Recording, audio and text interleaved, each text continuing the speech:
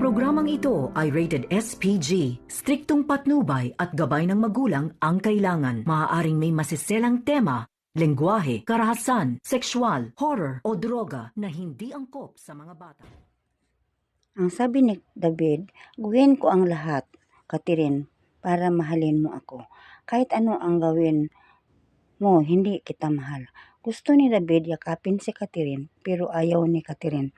At sa kabilang banda naman, nang sinabihan ni Amanda, maghiwalay sila kay Tanggol. Ang sabi ni Soprino, hindi pwede.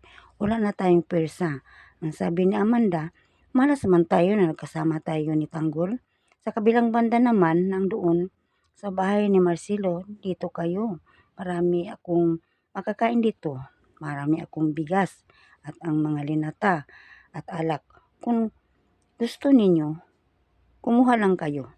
Ang sabi naman ng mga pugante, mabuti sumama tayo kay Tanggol at Marcelo. Marami tayong makain.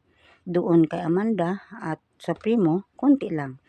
At sa kay David naman, habang nagplano sila, Ramon at nakunin ang pera na hiniram ni Facundo, ang sabi ni David, huwag lang papa, baka ayaw kaming ipakasal ni Catherine. Sa kabilang banda naman,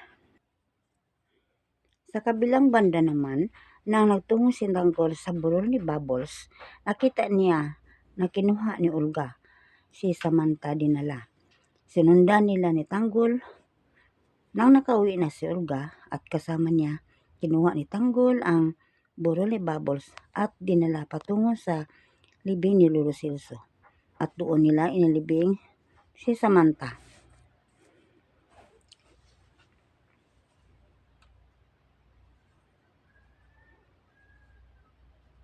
Kasama sila ni Lolo Silso.